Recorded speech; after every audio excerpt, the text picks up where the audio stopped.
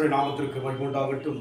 நேற்று நாம் தியானித்த வண்ணமாக இயேசு கிறிஸ்துவுக்காக பவுல் நஷ்டம் என்றும் குப்பை என்றும் எல்லாவற்றையும் எண்ணுவதாக நாம் பார்த்தோம்.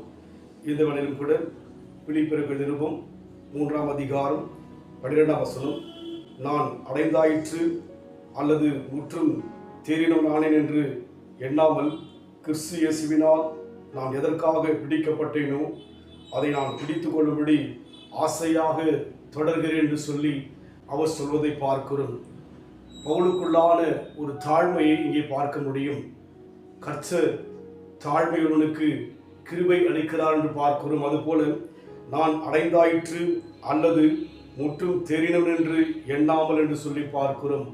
அவர் தன்னை உயர்த்தாதபடிக்கு ஆண்டவரை தரிசித்தவர், தேவனுடைய சத்தத்தை தெளிவாய் கேட்டவர், மென்மையான ஒரு ஸ்தானத்திலிருந்து கடந்து வந்தவர், படித்தவர்.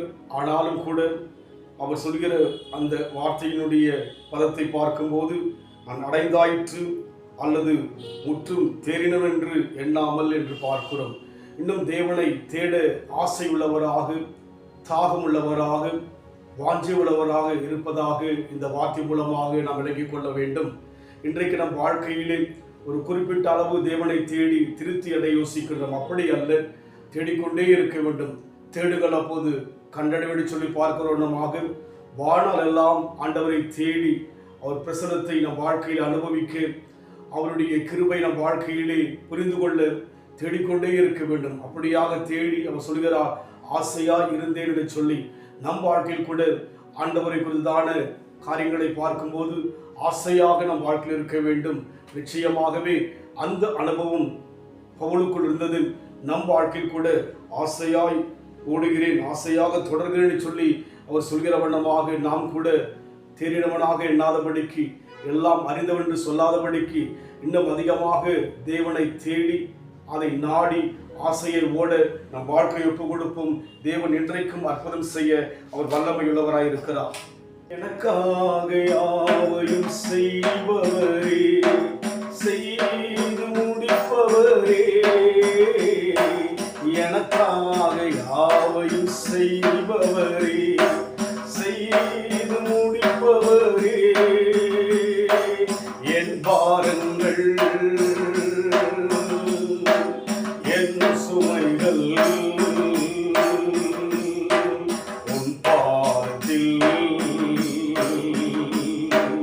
இறக்கி வைத்தே ஏசையா, உம்மைத்தானே என் முன்னே நிறுத்தியுள்ளேன். ஓடு இருப்பதுதான் உள்ளத்தின் வாஞ்சையா, உம் சித்தம் செய்வதுதான் இதயத்தின் ஏக்கமையா. ஆசையாக பவுல் தொடர்ந்து போவதை பார்க்கிறோம். நம் வாழ்க்கையில் கூட அடைந்தாயிற்று முற்றும் தேறினவன் என்று எண்ணாதபடிக்கு தொடர்ந்து தேவ சமூகத்தில் ஆசையாக தாகத்தோடு நாங்கள் கடந்து வர எங்களை தாழ்த்தி கொடுக்கிறோம். பவுலின் அனுபவத்தை போல எங்களுடைய வாழ்க்கையும் இருக்கட்டும் அப்பா, பொறுப்படுத்திக் கொள்ளுங்க. இயேசுவின் நாமத்தில் பிதாவே, ஆமென். கர்த்தர் ஆசீர்வதிப்பாராக.